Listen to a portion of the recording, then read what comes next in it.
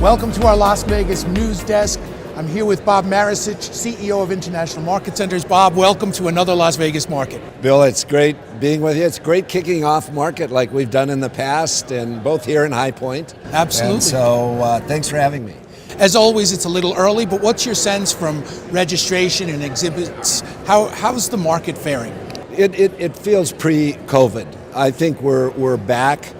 There's an element of how many buyers went out of business, and that's an answer that we can't find out. But registration would indicate we're back to pre-COVID. Hotel room block is full. The city, as you know, KBIS is going on, the Builders Show.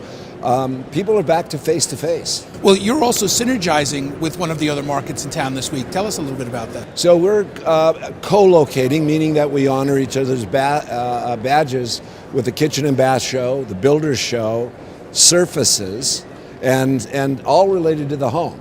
So this is, when the stars line up and we're able to schedule over each other, it really truly is the only, I think, global whole home show.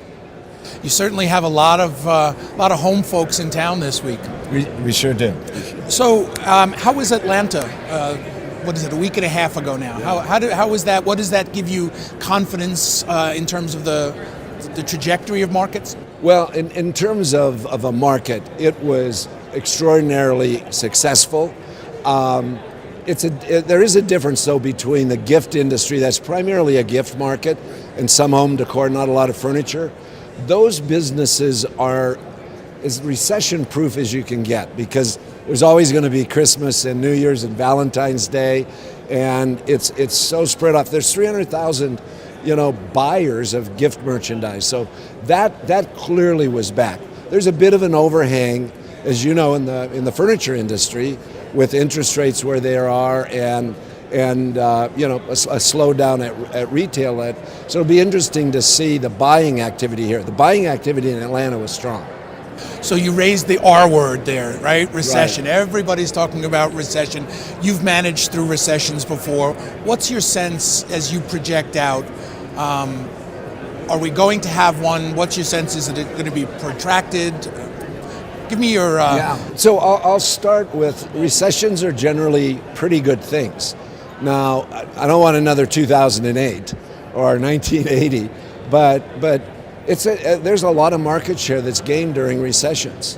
And, my view is you focus on what you can control.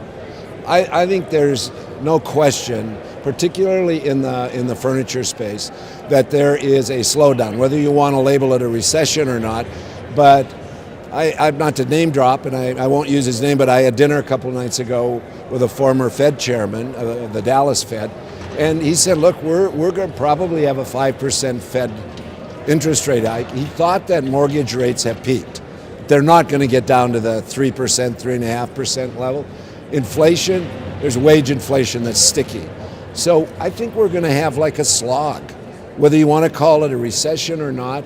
And those that focus on the things they can control, new product, better delivery, reaching new customers, getting in new business verticals, they'll do fine.